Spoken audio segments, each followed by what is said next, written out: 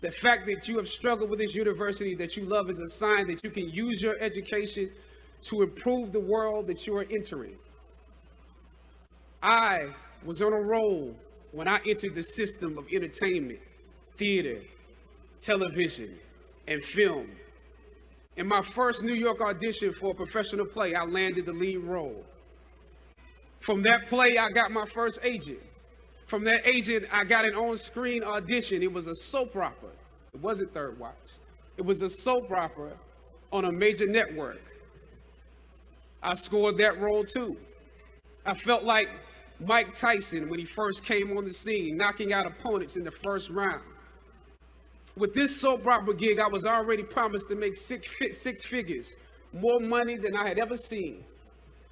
I was feeling myself. But once I got the first script, and with soap operas, you very often get the script the night before and you shoot the whole episode in one day with little to no time to prepare. Once I saw the role I was playing, I found myself conflicted. The role wasn't necessarily stereotypical.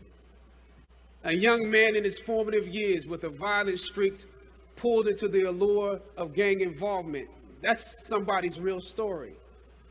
Never judge the characters you play. That's what we were always taught. That's the first rule of acting. And any role played honestly can be empowering. But I was conflicted because this role seemed to be wrapped up in assumptions about us as Black folk. The writing failed to search for specificity. Plus, there was barely a glimpse of positivity or talent in the character, barely a glimpse of hope. I would have to make something out of nothing. I was conflicted. Howard had instilled in me a certain amount of pride, and for my taste, this role didn't live up to those standards. It was just my luck that after filming the first 2 episodes, execs of the show called me into their offices and told me how happy they were with my performance. They wanted me to be around for a long time. They said, if there was anything that I needed, just let them know. That was my opening.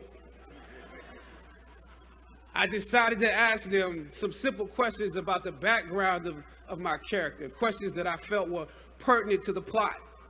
Question number 1, where's my father?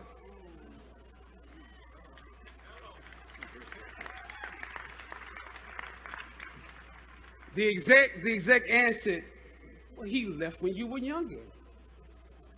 Of course. Okay. Question number 2. In this script, it alluded to my mother not being equipped to operate as a good parent. So why exactly would my little brother and I have to go into foster care? Matter of factly, he answered, well, of course, she's on heroin. That could be real, I guess. But I didn't want to assume that's what it was. If we're around here assuming that the Black characters in the show are criminals on drugs and deadbeat parents, then that would probably be stereotypical, wouldn't it? That word stereotypical lingered. One of the execs pulled out my resume and began studying it. The other exec wore a smile, trying to live up to what they had promised me only a few moments before. If there's anything you need, just let us know. She said, as you have seen, things move really fast around here. But we are more than happy to connect you with the writers if you have suggestions. Yeah, I said, that would be great. I said, because I'm just trying to do my homework on this. I didn't know if you guys had decided on all the facts, but maybe there's some things we could come up with, some talent or gift that we could build. Maybe he's really good at math or something. He has to be active. I'm doing my best not to play this character like a victim. So you went to Howard University, huh? The exec holding my resume interrupted, peeking over the pages. Yes, I said proudly. He slid my resume back in his desk and said, thank you for your concerns. We'll be watching you. I left the office. I shot the episode I had come in to shoot on that day. Probably the best one I did out of the 3 because I got what was bothering me off my chest. I was let go from that job on the next day.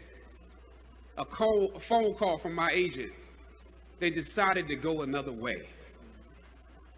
The questions that I asked set the producers on guard and perhaps paved the way for a less stereotypical portrayal for the black actor that stepped into the role after me. As the scripture says, I planted the seed and Apollos watered it. But God kept growing. God kept it growing. Yet and still, when you invest in a seed, watching it grow without you, that is a bitter pill to swallow. A bitter pill. Anybody that's ever been fired knows what I'm talking about.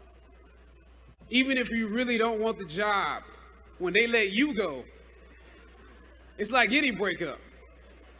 You act like you don't care. I didn't need that damn job anyway. I didn't need them. But when you have those moments alone, you start to wonder if there was a better way to handle it. And if you could have handled it better, maybe you could help your family. And then before you know it, you're broke.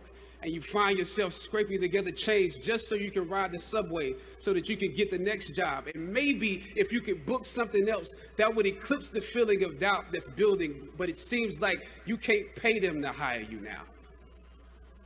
My agents at the time told me it might be a while before I got a job acting on screen again. Well, that was fine because I never wanted to act in the first place. And I definitely didn't want to be caught dead going after a fake Hollywood pipe dream. I'm more of a writer-director anyway, so forget their stories. I can tell my own stories. But am I actually blackballed? We're hesitant about sending you out to some people right now because there is a stigma that you're difficult. As conflicted as I was before I lost the job, as adamant as I was about the need to speak truth to power, I found myself even more conflicted afterwards. I stand here today knowing that my Howard University education prepared me to play Jackie Robinson, James Brown, Thurgood Marshall, and T'Challa. But what do you do when the principles and standards that were instilled in you here at Howard close the doors in front of you? Sometimes you need to get knocked down before you can really figure out what your fight is and how you need to fight it. At some point, my mind reverted back to my experiences here, to the professors that challenged me and struggled against me. Professor Roberts Williams, Doc Singleton, George Epstein, to name a few, the ones that would fail you out of the goodness of their hearts.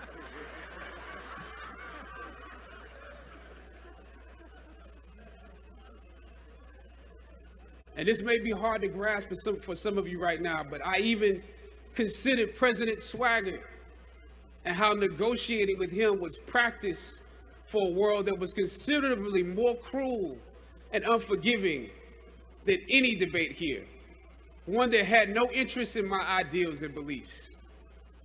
How would I maneuver through all of this? Finally, I thought of Ali in the middle of the yard, in his elder years, drawing from his victories and his losses. At that moment, I realized something new about the greatness of Ali and how he carried his crown. I realized that he was transferring something to me on that day. He was transferring the spirit of the fighter in me. He was transferring the spirit of the fighter to me. He was transferring the spirit of the fighter to me. Sometimes you need to feel the pain and sting of defeat to activate the real passion and purpose that God predestined inside of you. God says in Jeremiah, I know the plans I have for you. Plans to prosper you and not to harm you. Plans to give you hope and a future. Graduating class, hear me well on this day. When you have reached the hilltop and you are deciding on next jobs, next steps, careers, further education, you would rather find purpose than a job or a career. Purpose crosses disciplines. Purpose is an essential element of you. It is the reason you are on the planet at this particular time in history. Your very existence is wrapped up in the things you are here to fulfill. Whatever you choose for a career path, remember the struggles along the way are only meant to shape you for your purpose. When I dare to challenge the system that would relegate us to victims and stereotypes with no clear historical backgrounds, no hopes or talents, when I questioned that method of portrayal, a different path opened up for me. The path to my destiny. When God has something for you, it doesn't matter who stands against it.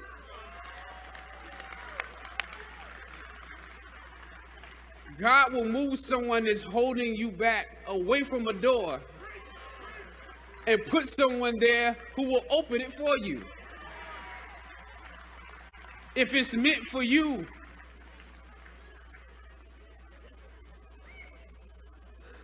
I don't know what your future is, but if you are willing to take the harder way, the more complicated one, the one with more failures at first than successes, the one that has ultimately proven to have more meaning, more victory, more glory, then you will not regret it. Now, this is your time.